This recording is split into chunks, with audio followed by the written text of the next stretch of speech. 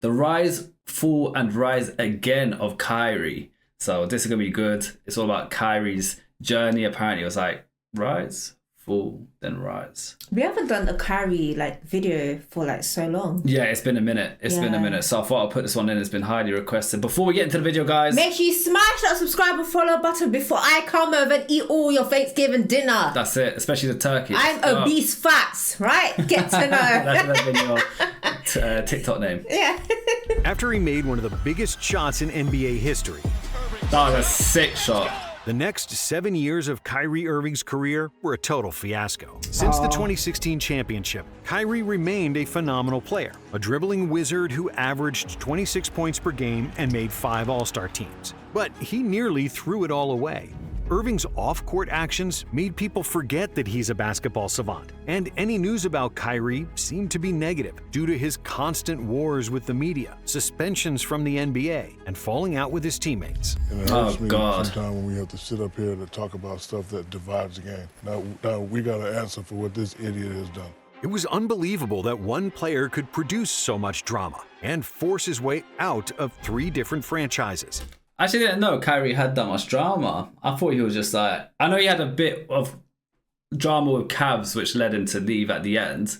But I didn't think it was like ongoing. Well, it just shows we still don't know much about Kyrie, but we gonna learn today. We gonna learn today. Mm-hmm. You had Cleveland to exit. You had Boston, which was a mess. You had Brooklyn, which was a mess. When Kyrie left Brooklyn, he was considered a locker room cancer, a ticking time bomb that could explode at any given moment. Damn. Then he landed in Dallas, and things started to change. In the 23-24 season, Kyrie embraced his role as a leader on a young Mavs team. He was saying all the right things, and most importantly, he stayed on the court, nearly winning another NBA championship. This is the rise, the fall, and the rise again of Kyrie Irving. And how the most unorthodox player in the modern NBA went from a team killer and PR disaster to a well-respected NBA superstar. And before he started believing that the earth was flat, Kyrie was always a basketball prodigy. Both his parents are former basketball players, and Kai started dribbling a ball as soon as he could walk. Kyrie was so obsessed with basketball that he dribbled and shot all the time, writing on his wall that he'd become an NBA player one day. In high school, well, I played all the time. Winter, fall, summer, spring. But there was one big problem, his size. As a freshman in high school, Kai was only 5'7". That's and very short. Super skinny. As a sophomore, he reached 5'10". But despite averaging 29 points per game, nobody knew about him because he played in the lowest division in New Jersey. As a senior, Kyrie reached his current height of 6'2". And with the increase in size, he became unstoppable. By this time, everybody knew who he was. Irving was named High School All-American, co-MVP of the Jordan Brand Classic Tournament, and was unanimously ranked as a top 5 high school player in the country. Kyrie was wanted by every major university, but he accepted the scholarship from Duke. And in his first 8 games for the Blue Devils, Irving was a strong candidate for NCAA Freshman of the Year, averaging 17 points and 5 assists per game, while shooting an insane 54% from the field, 45% for 3, and 90% from the free throw line. Unfortunately, he suffered a foot injury that sidelined him until March Madness, where he helped the Blue Devils reach the Sweet 16. And even though Duke lost to Arizona, Kyrie was by far the best player on the court, and easily the most talented player in college basketball. At the 2011 NBA Draft, the Cleveland Cavaliers had an easy choice, selecting Kyrie with the first overall pick. Man like Kyrie, that's where he started his journey with the Cavs and LeBron James at some point. We should watch the draft picks. Yeah, I've got some videos lined up, like not today, but I've got some videos lined up with especially the one where, you know, Curry and all those big names got drafted. Blake Griffin was there. Yeah. I think that's 2009, so we got videos on that coming out and stuff like that. And immediately after the draft, Irving reached out to a famous trainer, Micah Lancaster, who pushed his ball handling into a new stratosphere. Lancaster made Kyrie keep his dribble so tight that he could swat away opponents' hands like flies while he was handling the basketball. They also worked on his footwork and balance, and all that hard work paid off. But Kyrie's one of the only people, he'll let you play. He'd rather play defense on offense. He picks and starts his point of attack, and he lets you dictate how this is going to go. Kyrie immediately made his mark in the NBA. He was just 3 votes shy of becoming a unanimous Rookie of the Year. In the next 2 seasons, he made the All-Star team each year. He became the All-Star Game MVP, as well as the MVP of the 2014 FIBA World Cup. The accolades. His ball handling made him a superstar, and his victims ranged from Brandon Knight to Kobe Bryant and the entire USA Olympic team. But despite all the individual success, one thing was missing. The Cleveland Cavaliers were a mess, and Irving wasn't even close to sniffing the playoffs. But then, it all changed because of one man, LeBron James. Gotta give him his ratings. The king! Where's all the LeBron Glazers out here? They were a mess until one man walked through the door. You know how much of a flex that is? Look, everyone's going crazy. And then people hate on LeBron. That's wild, man. Yeah. I don't get it. His first season back in Cleveland, LeBron led the Cavs to the NBA Finals. But due to injuries to both Kevin Love and Kyrie, the Cavs lacked the firepower to fend off the Golden State Warriors. In the 2016 season, Irving struggled with minor injuries throughout the regular season, which hampered his stats. But when the playoffs rolled around, Kyrie was finally healthy, which allowed him to showcase the full splendor of his talent. The Cavs lost just 2 games on their way to another NBA Finals, and Kai averaged 25 points on 48% shooting and 46% for 3.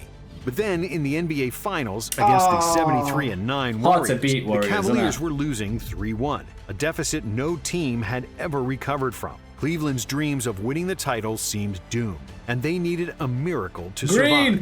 And that miracle was provided by LeBron and Kyrie, who played the best game of his career. Both Cavs scored 41 points, but it was Irving who hit all the toughest shots, with a mesmerizing array of layups and off-balance jumpers over multiple defenders. Irving made 17 out of the 24 shots he took, including 5 for 7 from 3. That's so good. Was a game-high plus 20 in his 40 minutes on the court. The Cavs then took Game 6 at home, but then they had to win Game 7 on the road. The championship game was incredibly tight, and for virtually forever the score was tied at 89-89. And then it happened. I remember this. The shot on Curry as well. Mad.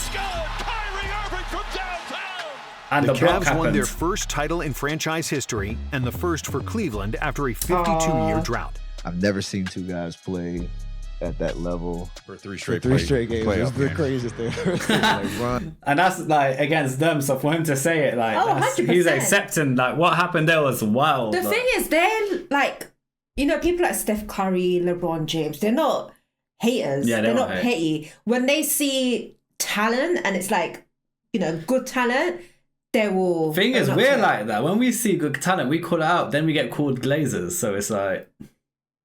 I mean, I'm a straight Curry glazer. I'm not gonna lie. Like someone said in the chat not long ago, if it's facts, it ain't glaze. Spot on.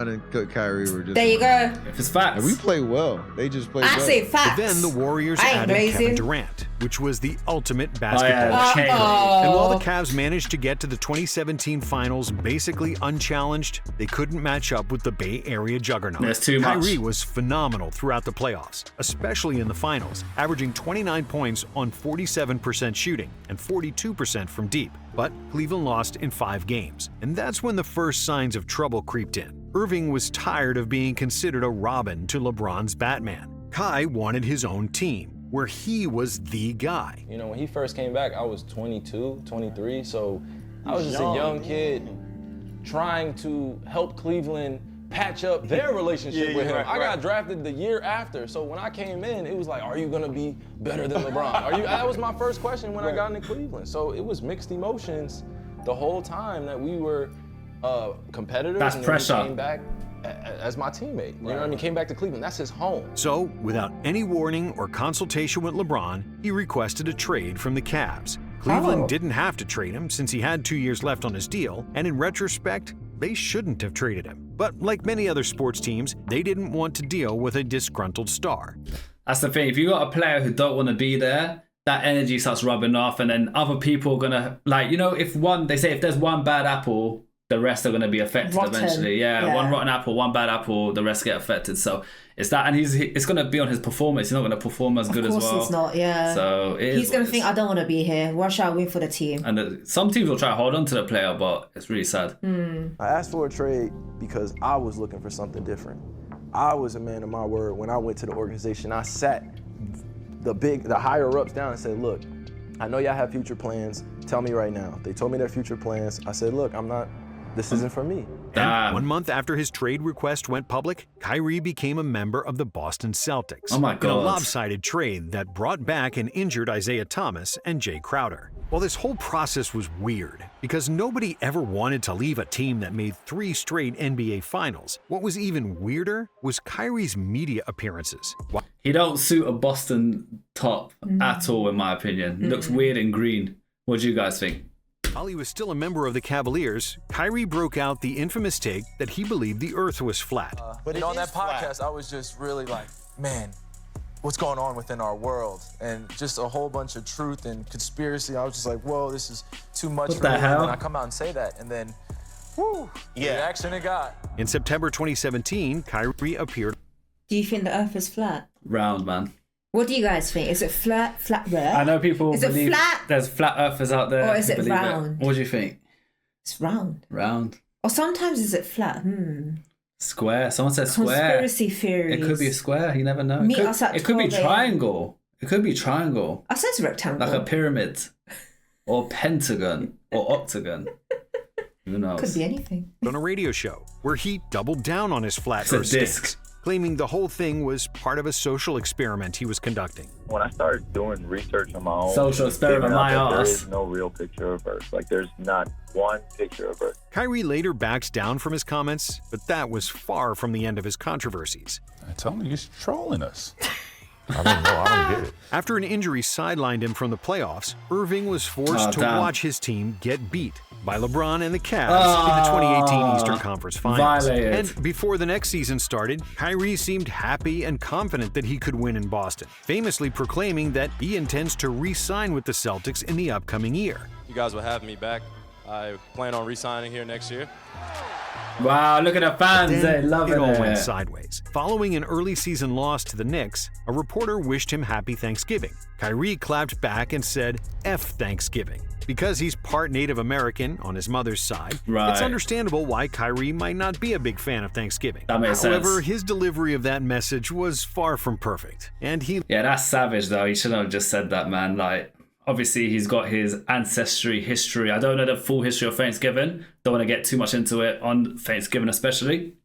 But yeah, that's crazy to say that on national TV. To say that to anyone like that is fucked up. Later apologized on Twitter. Then, in January of 2019, Irving threw his teammates under the bus, saying that the young guys on the team don't understand what it takes to win a championship. But Kyrie Irving, as the leader he wants to be, must figure it out, and this is not the way to do it. A few days later, Kyrie admitted to the media that he actually called LeBron James, apologizing for his immature attitude when they played together in Cleveland, and seeking advice about his leadership struggles in Boston. I had to call Bron, and tell him, I apologize for being that young player that wanted to everything at his fingertips, and I wanted everything to be at, my threshold. I wanted to be the guy. I wanted to be the leader. I wanted to be all that, and the responsibility of being the best player in the world and leading a team is something that's not meant for many people. By doing so, Irving essentially bashed his teammates again,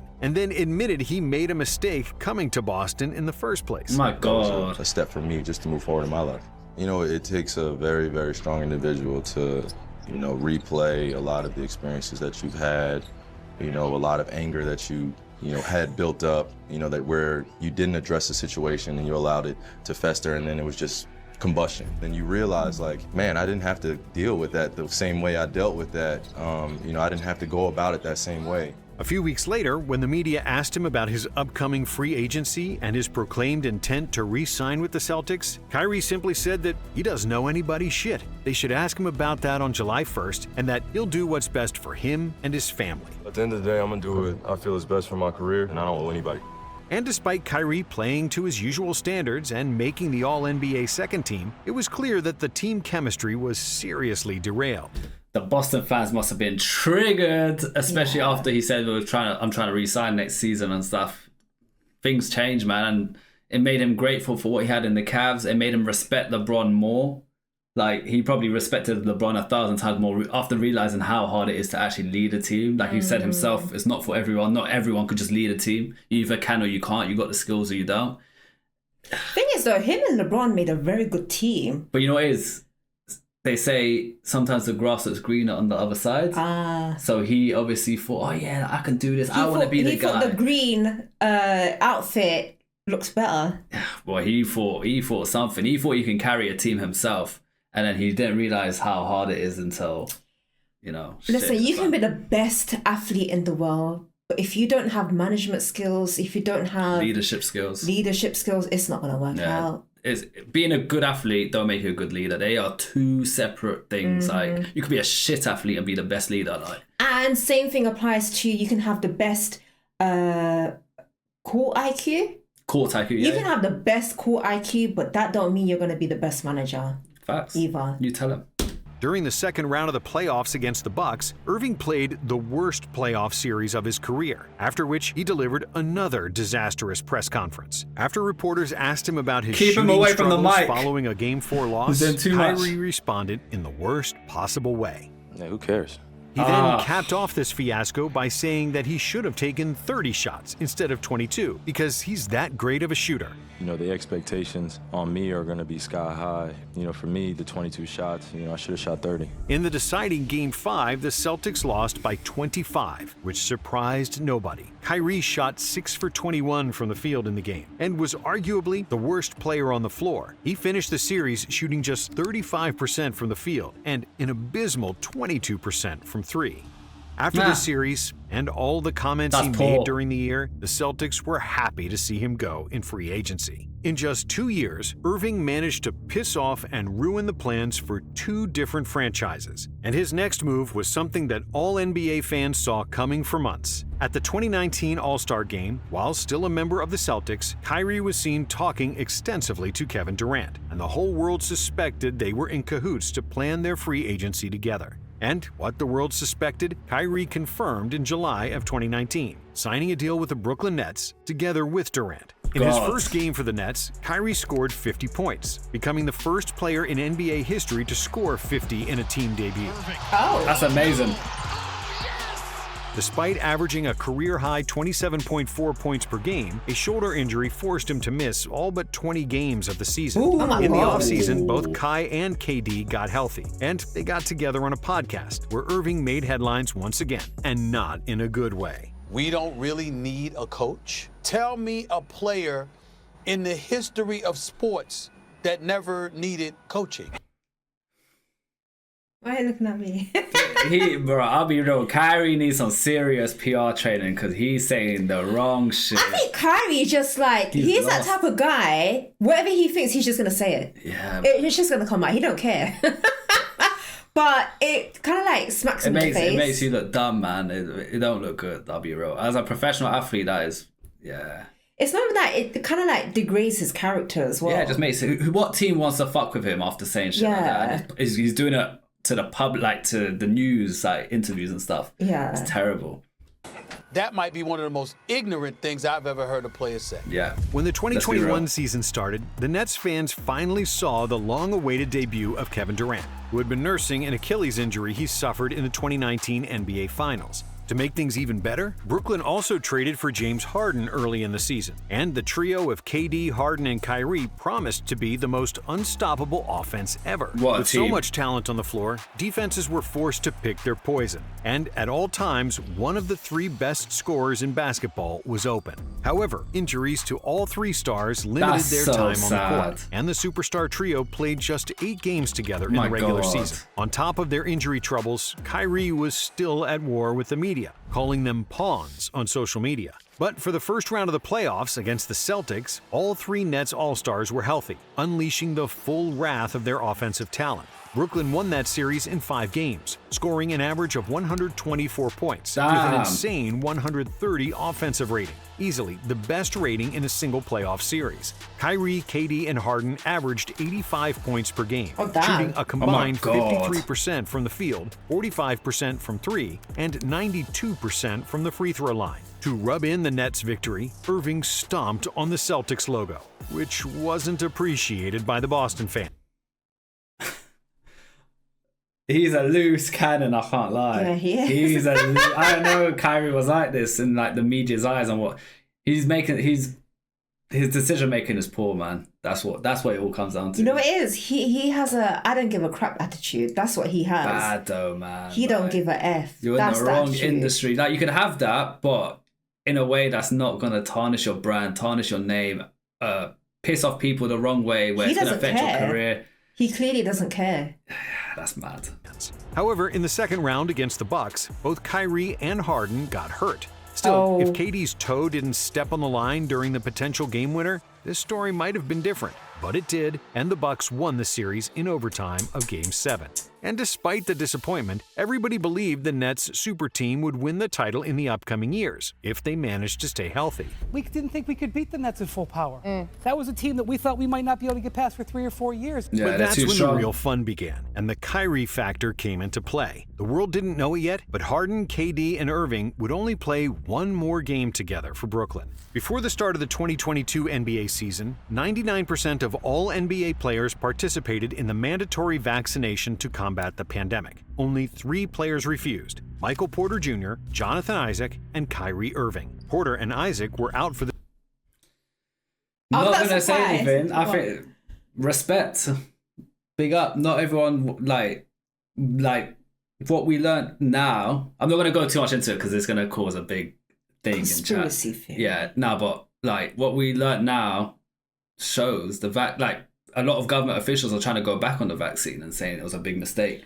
So, I mean, to be honest, it was just made overnight. It's your body. You have every right to say no. I don't want that in my body. So. I'm not saying don't get vaccinated or you should have got vaccine, but like that to me is not weird.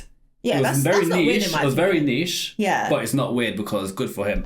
Yeah. Season due to injuries. However, Kyrie was perfectly healthy, but due to his stance, he was unable to play in all home games because of New York City's vaccine mandate. This led to the Nets GM Sean Marks removing Kyrie from all team games and practices, resulting in Kyrie missing the first 2 months of the season. I was not expecting a mandate to be brought down in a way that it wasn't going to allow me to play at all. I had the opportunity to play away games still, but there was no plan in place. There was no vision of like how it's going to work for our team, and I think that really impacted not just me, but a lot of people. So just had to sit in that hot seat for a little bit and deal with it, man. Life of a martyr, bro. However, in late December, despite remaining unvaccinated, the Nets announced that Irving would return to the team and play in away games, in a decision largely influenced by the various injuries to Brooklyn's roster. On January 12th, the Nets' super team trio of Durant, Harden, and Irving finally all suited up in an NBA game again,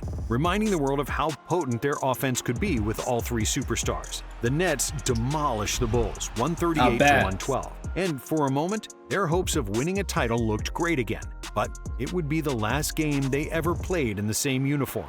Kyrie missed the next 2 games because the Nets played at home, after which KD got injured and was ruled out for 6 weeks. And that was the final straw for James Harden, who was getting fed up with Kyrie and the uncertainty he brought to the team. So the Beard asked for a trade, seeking a more stable situation. And during the February trade deadline, Harden got his wish, getting traded to Philadelphia for Ben Simmons and Seth Curry. Overall, the Nets' big 3... Seth Curry, that's his brother. And Ben Simmons, I think... Seth. So there's Steph and Curry. Seth. Yeah, Ben Simmons meant to be very good. I heard his name.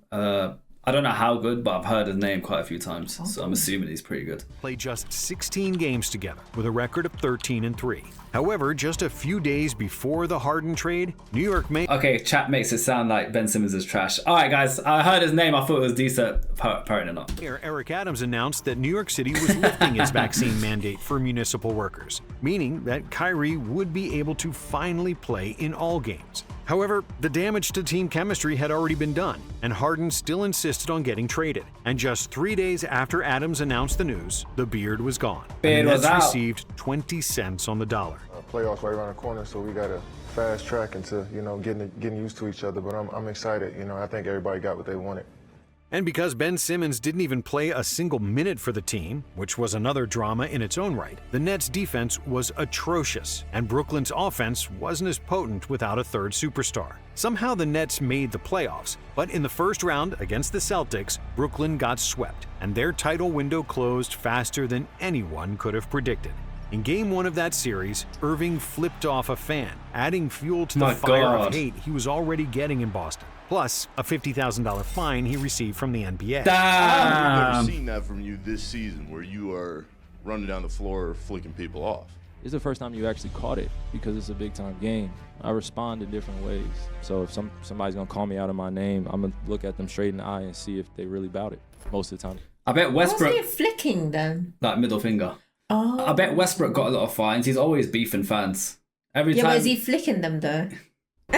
He's beefing them though. Westbrook giving them mouth, but... A 4-0 loss was a slap in the face and a big wake-up call for the team everybody believed was going to win the championship.